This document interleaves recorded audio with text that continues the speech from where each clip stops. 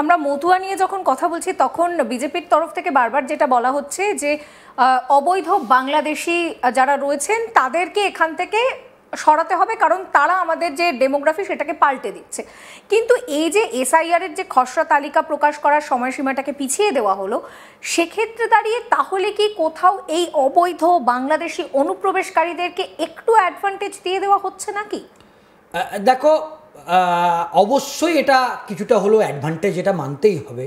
এই যে সময় যে যখন বেড়ে গেল, সেক্ষেত্রে আমরা যেটা বলছিলাম যে অনেক এ রাজ্যের অনেক মানুষ বাইরে বিভিন্ন কাজে, যদিও তার পরিবারের সদস্য কিন্তু তার ফর্মটা জমা দিতে পারবে, কিন্তু বাড়তি একটা অ্যাডভান্টেজ কিন্তু পাওয়া গেল। এবং তুমি নিশ্চয়ই জানো, প্রচুর যে বাংলাদেশি, তুমি যেটা বললে, হ্যাঁ, যে সীমান্তবর্তী জেলাগুলোয় আমরা যেটা দেখলাম যে তারা কিন্তু এ রাজ্য ছেড়ে তারা কিন্তু বাংলাদেশের পাড়ি দিতে, সেই ছবি আজ তাক বাংলার ক্যামেরাতে উঠে এসছে। কিন্তু যখন এই সময়টা তারা পেল, পাল্টা একটা ক্যাম্পেনিং কিন্তু তৃণমূল কংগ্রেস শুরু করবে। এবং এই যে আমরা আজকেই দেখলাম যে ধরো নৈহাটি বলো কিংবা মুর্শিদাবাদ বলো, সেখান থেকে গ্রামকে গ্রাম বাংলাদেশি যারা আবার লক্ষ্মীর ভাণ্ডার পাচ্ছিলেন, তারা পুরো একদম হাওয়া মানে তাদের টিকিটাও আর দেখা যাচ্ছে না। হ্যাঁ, অবশ্যই একেবারে এই ছবি একেবারে সামনে এসেছে। এবং বুথ লেভেল অফিসাররা যে ফর্ম জমা দিয়েছিল, সেই ফর্ম জমা দেওয়ার পর দেখা যাচ্ছে আমাদের রাজ্যে একটা বড় অংশের ফর্ম দেখা যাচ্ছে আনকালেক্টিভ। মানে ফর্ম জমা দেওয়া হয়েছে, কিন্তু তিনি পরে আর সেই ফর্ম জমা দেয়নি। তার মধ্যে 18 লক্ষ ফর্ম মৃত ভোটার, সেটা যেরকম আইডেন্টিফাই করা হয়েছে, একটা বড় অংশের ফর্ম কিন্তু জমা পড়েনি। যদিও এখনো পর্যন্ত খসড়া তালিকার যতক্ষণ না প্রকাশিত হচ্ছে এবং তারপর সেই সংখ্যাটা একেবারে স্পষ্ট বোঝা যাবে, কিন্তু সেটাও দেখা যাচ্ছে প্রায় কয়েক লক্ষের কাছাকাছি। সেক্ষেত্রে এই যে বাড়তি সময় পেয়ে যাওয়া, এই যে সময় বাড়ানোটা, সেক্ষেত্রে রাজনৈতিকভাবে পলিটিক্যালি যেহেতু তৃণমূল কংগ্রেসের সংগঠন অত্যন্ত শক্তিশালী, সেক্ষেত্রে তারা অন্যভাবে পুশ করার চেষ্টা করবে।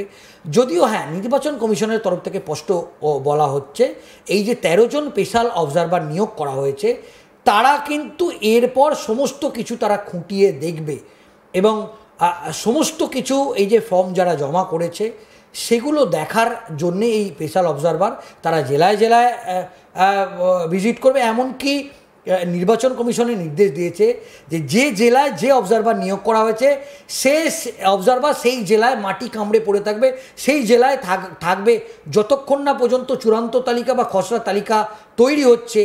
বিএলওরা যে ফর্ম আপলোড করেছে, ডিজিটালাইজেশনের কাজ তারা যেটা করেছে, সেটা তারা খুঁটিয়ে যেন দেখে, সেটাও নির্বাচন কমিশন বলছে।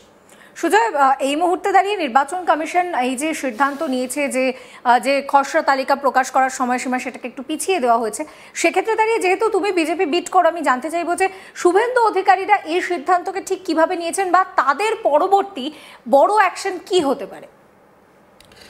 দেখো, আমরা যেটা জানতে পাচ্ছি, গতকাল মানে আগামীকাল সোমবার শুভেন্দু অধিকারীর নেতৃত্বে একটি টিম ফের সিও মনোজ আগরওয়ালের থেকে সময় চেয়েছেন। বিজেপি আবার গতকালই মানে আগামীকাল যাচ্ছে সোমবার।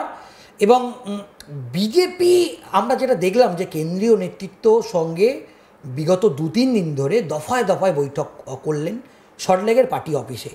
এবং আমরা যেটা দেখলাম যে এসআইআর নিয়ে তারা কিন্তু মূল বৈঠকে, সাংগঠনিক বৈঠক, তারা এখনো পর্যন্ত রাজ্য কমিটি তৈরি করতে পারেনি, কিন্তু সাংগঠনিক বৈঠকে এসআইআরের বিষয়টা কিন্তু মূল প্রাধান্য পেল। কারণ তারা পলিটিক্যালিভাবে এটা বোঝে যে যদি এসআইআরটা এ রাজ্যে সাকসেসফুল করতে না পারে, তাহলে কিন্তু 2026-এর বিধানসভা নির্বাচনের আগেই তাদের কাছে এটা একটা বড় ধাক্কা হতে পারে। সেক্ষেত্রে বিভিন্নভাবে তারা একটা রাজনৈতিক কৌশল করছে। এবং শ্রমিক ভট্টাচার্য যেরকম কেন্দ্রীয় নির্বাচন যে কমিশনার, তাকে তার নাম করে জ্ঞানেশ কুমার, তিনি দিল্লি থেকে নির্বাচন কমিশনের চালাচ্ছে, তাকে এই রাজ্যে আসতে হবে।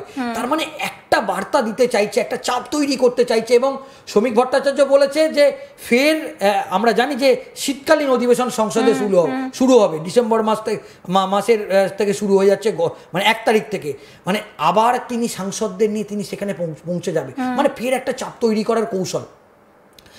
বিজেপির পলিটিক্যাল যে এজেন্ডা, তারা তাদের বক্তব্য যদি নির্বাচন কমিশনের ওপর চাপ তৈরি করে একটা বড় অংশের নাম যদি বাদ যায়, তাহলে কিন্তু পলিটিক্যালি তারা একটা মাইলেজ পেতে পারে 2026-এর বিধানসভা। কিন্তু দেখো সুজা, এই কথাটা যখন তুমি বলছো, আমি আবারও একটু বিহারের প্রসঙ্গটা টানছি, তার কারণ যেখানে এসআইআর হচ্ছে সেই রাজ্যের সরকারের কিছুটা হলেও একটা অ্যাডভান্টেজ থাকে, সেটা মানতেই হচ্ছে। বিহার অ্যাডভান্টেজ পেয়েছে, খুব স্বাভাবিক, বিজেপি এটা চেষ্টা করলেও কিছুটা হলেও তো অ্যাডভান্টেজ আমাদের রাজ্যের শাসক দলও পাচ্ছে। হ্যাঁ, অবভিয়াসলি পাচ্ছে, এবং সেটা বিজেপিও একটা আঁচ করছে। দেখো, বিজেপির এই যে পাল্টা, এই যে শ্রমিক ভট্টাচার্যের বক্তব্য, কেন্দ্রীয় সরকার তাদের কেন্দ্রীয় নির্বাচন কমিশন নিয়োগ কেন্দ্রীয় সরকার করেছে, কিন্তু তিনি সবার ঊর্ধ্বে উঠে যে বক্তব্য দিলেন, এখান থেকে তো একটা শ্রমিক ভট্টাচার্যের সেই কথার কল্যাণ ব্যানার্জির কথার মধ্যে বেশ কিছুটা মিল পাওয়া গেল, যে ঠান্ডা ঘরে বসে কিছু করা যায় না।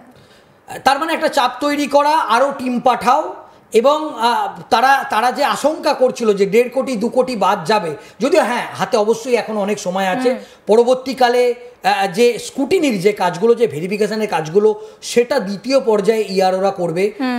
কিন্তু যে প্রথম যে সংখ্যাটা এখনো পর্যন্ত মাত্র যদি বলা যায় 35 লক্ষ মতো বাদ গিয়েছে, সেক্ষেত্রে এই সংখ্যাটা অনেক কম।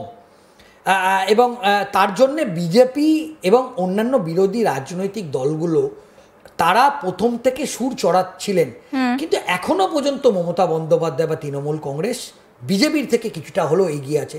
পলিটিক্যালি অ্যাডভান্টেজ কিন্তু এখনো পর্যন্ত, যেহেতু সময় বেড়ে গেল, সেক্ষেত্রে এই যে এখনো পর্যন্ত যে ফর্ম জমা হয়নি একটা বড় অংশে, মনে করা হচ্ছে রাজনৈতিকভাবে যারা হয়তো বিদেশে থাকে বা ভিন রাজ্যে থাকে পলিটিক্যালিভাবে, তারা তাদের সেই ভোটারদের ফর্মটাকে তারা আবার জমা করার সুযোগ পেয়ে গেল।